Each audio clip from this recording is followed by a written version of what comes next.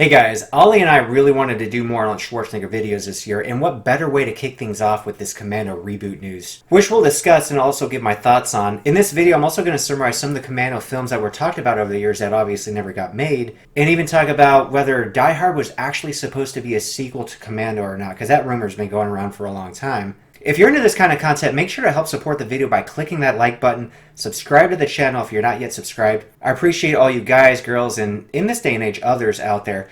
What I'm trying to do on this channel is make the 80s and 90s great again, and you guys can really help. If you have any friends who are into this kind of content, please share the video. Also, make sure to stay until the end of the video because I'm going to do another segment of the good, the bad, and the ugly where I address the good, a bad, and the ugly comments. It's always a good time, kind of lets me engage with you guys. But anyway, without further ado, let's get to Commando.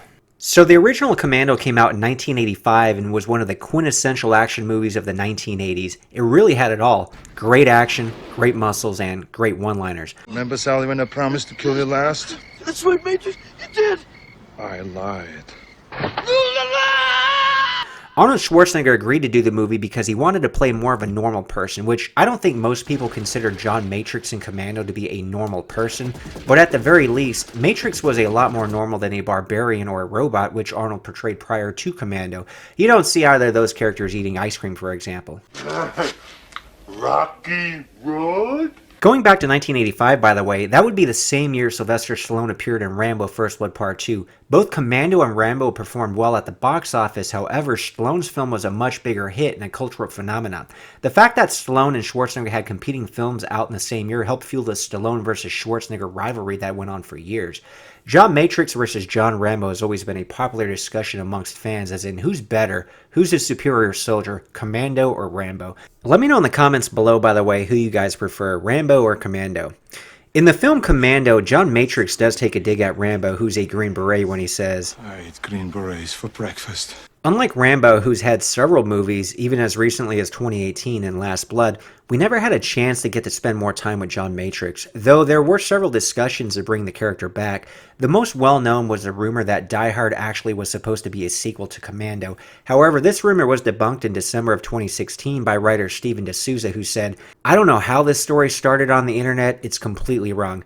Die Hard is based on a novel called Nothing Lasts Forever by the author Roderick Thorpe, which is a sequel to his early book, The Detective. That was made into a film, by the way, starring Frank Sinatra. The actual sequel for Commando 2 that Steven D'Souza worked on was quite a bit different, though it did take place in a building like Die Hard. D'Souza said, so for Commando 2, we figured that Arnold, after blowing up half of Los Angeles, achieves some notoriety, retires from the army, and by the time the sequel occurs, is running a security firm. I can just picture John Matrix sharing his stories and exploits with friends at his local Starbucks. Some business with you. And if you want your kid back, then you gotta cooperate. Right? Wrong. That is too much. Writer Steven D'Souza continues, the plot would have seen him hired by a big corporation to oversee their security, to protect their executives from being kidnapped, to stop people breaking into their building, and to make sure their computers are secure. So he sets it up and hires the most dangerous people to be guards in the building, and then lo and behold, he discovers the people he's working for are in the illegal arms business, and the big corporation is simply a front. The end of the movie would see Jenny and Cindy, who is now a lawyer, trapped in the building, and Arnold now has to defeat all these people he hired. All the meanest, toughest guards, as well as the security systems, the guard dogs, everything. So now the awareness of Arnold Schwarzenegger trying to break into a building got conflated with Bruce Willis being trapped in a building. If there's something out there that resembles what Commando 2 was meant to be, it would probably be the Stallone-Schwarzenegger movie Escape Plan. And one of the reasons why Commando 2 never got made was Arnold's dislike for the plot of Steven D'Souza's script. It's a pretty safe bet Arnold didn't have a change of heart, and therefore we can only speculate on what may interest him to finally come back to playing John Matrix. In March of 2019, Disney had acquired all of Fox's film and TV assets and now owns the rights to Commando. It seems Disney is looking to franchise out these various classic Fox properties. A film like Commando, which is a cult classic, would make a lot of sense to bring back.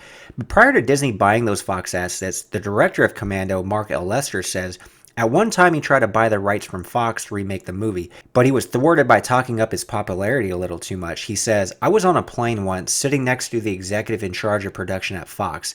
Lester told the executive, when we land, I'm going to write you a check for $2 million for the remake rights. The Fox executive said, why would you want that film? Lester responded, I made the movie and it's famous all over the world. The next day, Fox announced it was going to remake Commando.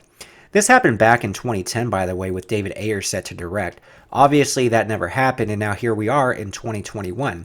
According to the website WeGotThisCovered.com, tipster Daniel Rickman says Schwarzenegger is reportedly in talks for a Commando reboot. Rickman also notes that there will be a passing of a torch to a younger lead, which makes sense if they really want to franchise Commando out. Arnold is getting up there in age, and there's only so many times he'll be back. I'll be back. I'll be back. I'm back. But the most interesting thing related to this story is that apparently Schwarzenegger wants to get his former rival turned pal Sylvester Stallone, aka John Rambo, in on it. Would you guys want to see the two action icons team up, by the way, or would you rather see them pitted against each other? But here's an interesting possibility and something I thought of, by the way. So Lionsgate owns the rights to Rambo. In 2020, the films released by Lionsgate were distributed on the Hulu streaming service and FX, the basic cable channel now owned by Disney after the takeover of Fox. It's been speculated that when Disney's agreement through Hulu and FX expires with Lionsgate in 2022, the struggling company Lionsgate will have new owners, perhaps Disney. So Disney, who owns the rights to Commando, could potentially end up owning the rights to Rambo as well. Maybe we'll finally get an official answer to the question after all. Who's the superior super soldier, Rambo or Commando? Comment below and share your thoughts on this possibility. I personally think it'll be the coolest thing ever if that happens and the two characters end up in the same film. I'll finally have a new movie to truly look forward to. Alright, so with that said, now for the good, the bad, and the ugly comments. So the good comment came from my When Van Damme Made a Career Shift But Had Nowhere to Run, a look back and review on Nowhere to Run video. Liquid Cadmus said, I would have loved to see Jean-Claude Van Damme in more films of different genres and tones. The guy actually has acting talent, but most people don't see past his action skills.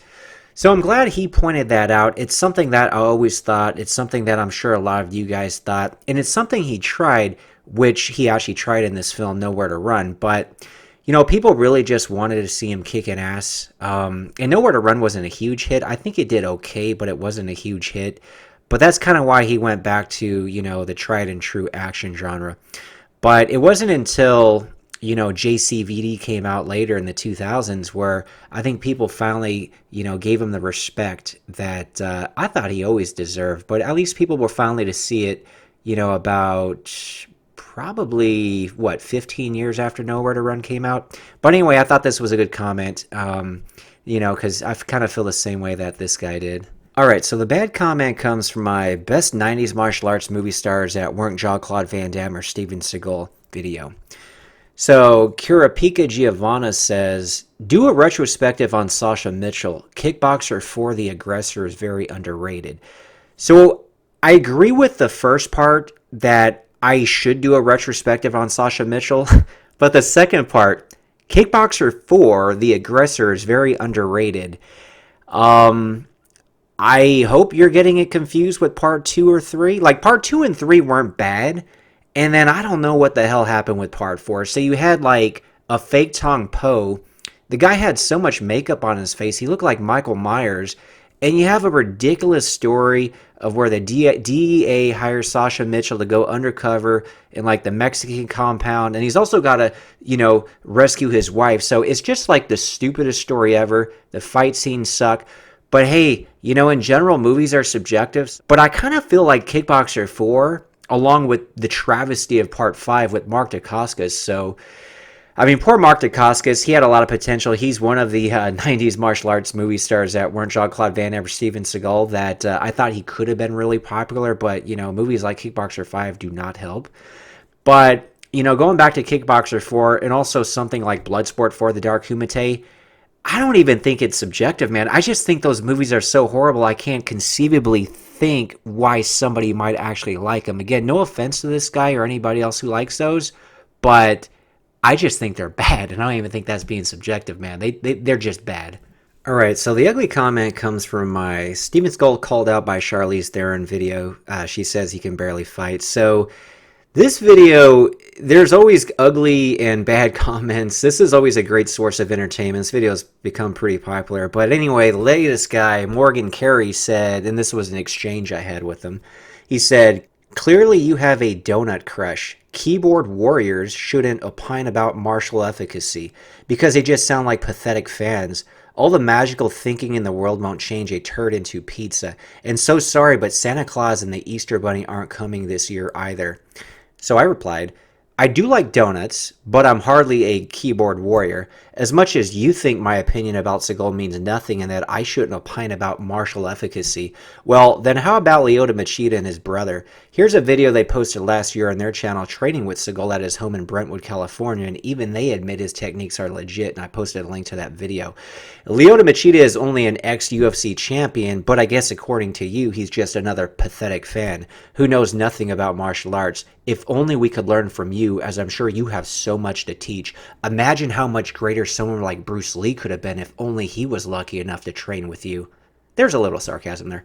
So then he replied, firstly and without hiding behind sarcasm, I at no time denied that Seagal had achieved a high level of skill at one time, rather that the skill and ability one can exercise in the present is what matters when it comes to your ability as a fighter. Secondly, celebrity is a very alluring element which cannot be discounted, and while he likely has much knowledge he could impart, no doubt, Lyoto, Anderson Silva, and other great champions are attracted by this element and not that of learning Aikido. We live in the age of shameless self-promotion and selfies. Get a clue. Then I replied, well, you may have a point on the first training sessions Anderson Silva and Lyoto Machida had with Seagal. I disagree on this when it comes to the Machida brothers later training with Seagal.